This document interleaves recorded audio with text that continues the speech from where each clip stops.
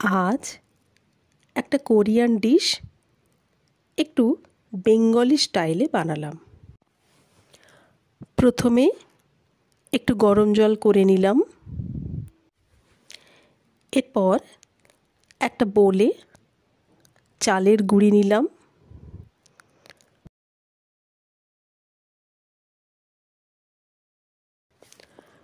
পরিমাণ মতো সল্ট মিশিয়ে নিলাম। এরপর গরম জল একটু একটু করে ঢেলে চালের গুঁড়িটা মেখে নিলাম। গরম থাকার জন্য প্রথমে আমি একটু হাতা দিয়ে নেড়ে নিলাম। তারপর আস্তে আস্তে হাতে করে মাখলাম। গরম জল একসঙ্গে ঢাললে হবে না, সবসময় খেয়াল রাখতে হবে চালের ডোটা যেন বেশি পাতলা না হয়ে যায়।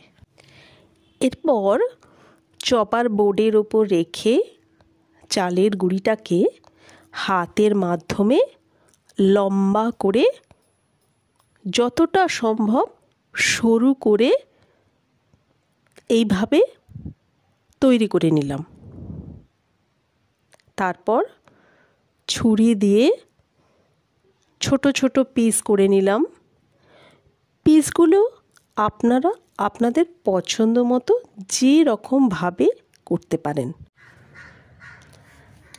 চালের গুঁড়ির পিসগুলো প্রথমে গরম জলে সিদ্ধ করে নিলাম।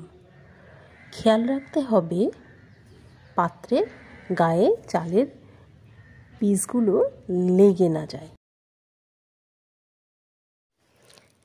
এরপর একটা গোটা পেঁয়াজ নিয়ে পেঁয়াজটাকে একটু মোটা মোটা করে কেটে নিলাম।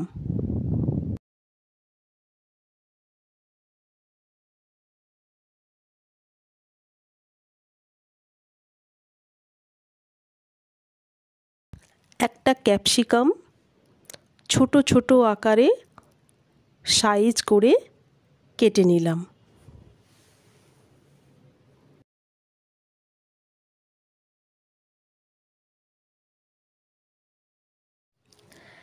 একটা গোটা টমেটো নিয়ে সেটাকেও সরু করে লম্বা লম্বাভাবে কেটে নিলাম।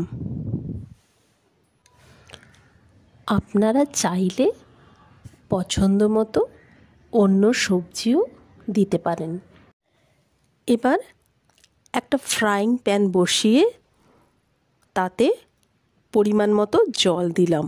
আমরা দেখে নেব যতটা চালের গুঁড়ির পিস তৈরি করেছি সেই অনুযায়ী জলটা দিতে হবে। জলটা টকবক করে ফুটে উঠলে প্রথমে দিয়ে দিলাম 2 চামচ লঙ্কা গুঁড়ো। বাজার থেকে কেনা এই মশলাটা দিয়ে দিলাম 1 চামচ। ভালো করে চামচ দিয়ে মশলাগুলো গুলে নিতে হবে। এরপর দিয়ে দিলাম একটু সয়া সস। মশলাগুলো জলে ভালোভাবে মিশে গেলে এরপর দিয়ে দিলাম প্রথমে পিস করা গুঁড়িগুলো। তারপর একে একে পেঁয়াজ কুচো, ক্যাপসিকাম কুচো এবং টমেটো কুচো দিয়ে দিলাম।